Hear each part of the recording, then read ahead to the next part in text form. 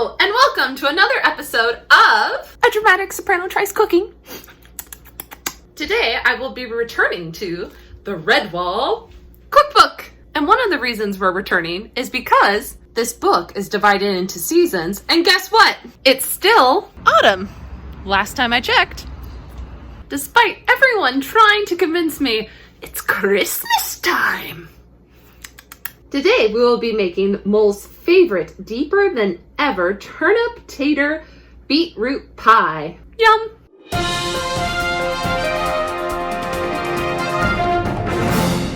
This episode is dedicated to my youngest fan who just started the first grade this year. Also, a small disclaimer before we get started. I won't be singing this time around because I'm just getting over a cold and I don't feel like pushing my body. Gotta know one's limits. In case you were wondering, I did get tested to make sure I didn't have COVID, and I came back negative! Hooray! Before doing any of the things in the directions, you need to read the ingredients list, which says you need a pound of peeled tomatoes. These aren't tomatoes, these are potatoes! Whoops! Like I said, recovering from a cold. 4 medium carrots that also need to be peeled, and a half a pound of peeled turnips, or rutabagas. I have turnips.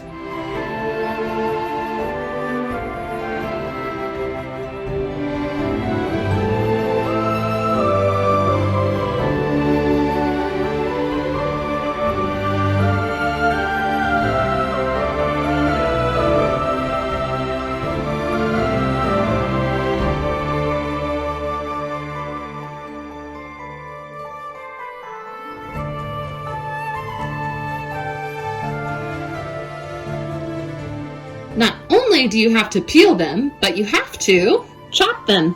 And then, and only then, are you ready to follow the directions, like a good little mouse. The first thing it's going to tell you to do is preheat the oven to 350. Then you're going to boil your vegetables in hot water with a pinch of salt. The directions do say you should boil the potatoes separately from the turnips and carrots. But as someone who actually read the directions for once before doing this recipe, I'm gonna boil them all in the same pot. I'm going rogue. May not work out. Hopefully it will. I think it will. I'm gonna try it. What's the worst that could happen? They don't boil?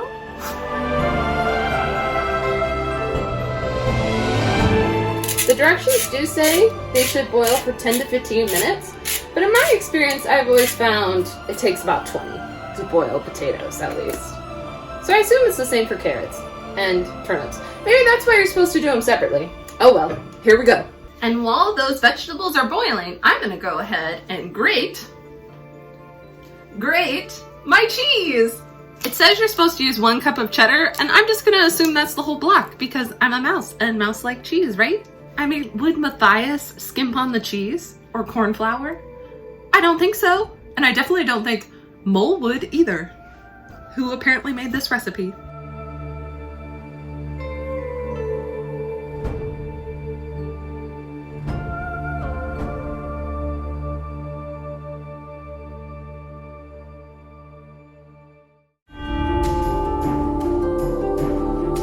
Don't worry, there's plenty of cheese. Definitely more than a cup. All the vegetables did cook evenly throughout, but you have to mash the turnips and carrots together, or rutabagas if you use rutabagas. So the downside of cooking them all together, it does work, it's just then you have to separate them so you can mash them separately. Actually, these tongs work really well for this. Although they're cat tongs. And I'm a mouse! Ah! So I guess the moral of the story is, you gotta pick your poison. Do you want to separate with tongs? Or do you want to dirty more pots? Now you're gonna add a teaspoon of butter, salt and pepper to taste, and then smash. I think this is the first time in my life I've ever smashed carrots. I've smashed turnips before, but never carrots, and never with turnips. New things. It's always good to try new things.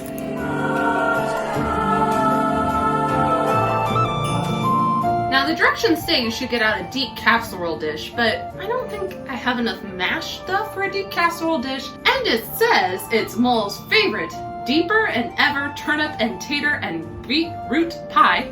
Say that 2 times fast. Bet you can't. Since it says it's a pie, I'm gonna use a pie dish.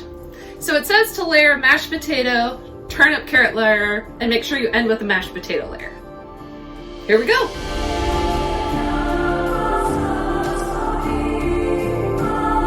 I think I have more of the turnip carrot layer than I do potatoes, so I think this is just gonna be a 3-layer pie. I don't think I quite had enough mashed potatoes, precious. Oops.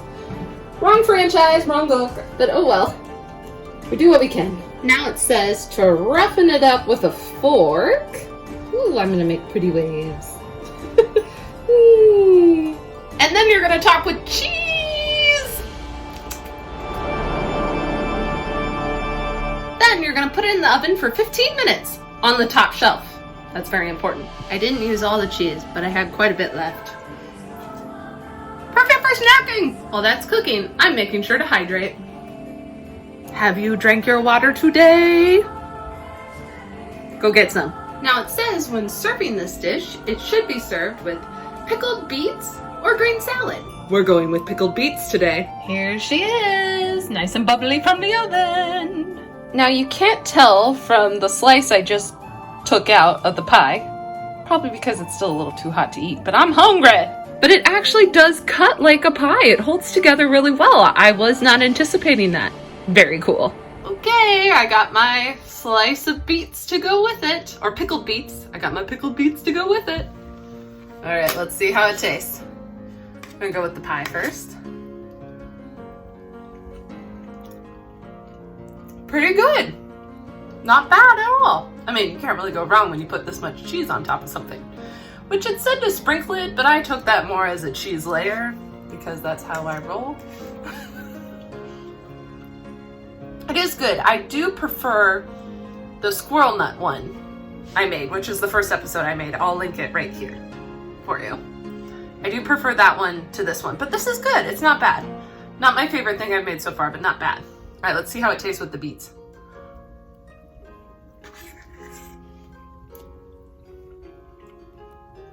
It works with the beets. It complements it nicely. This is pretty good. If you want someone to eat vegetables, go for this. It's a good way to eat them. Not my favorite thing in the world, but I would make it again. It's not that hard, and it's pretty good for what it is. Now would be the part that I would normally read you the section of book that the recipe is from. But look at these beautiful pictures, so pretty.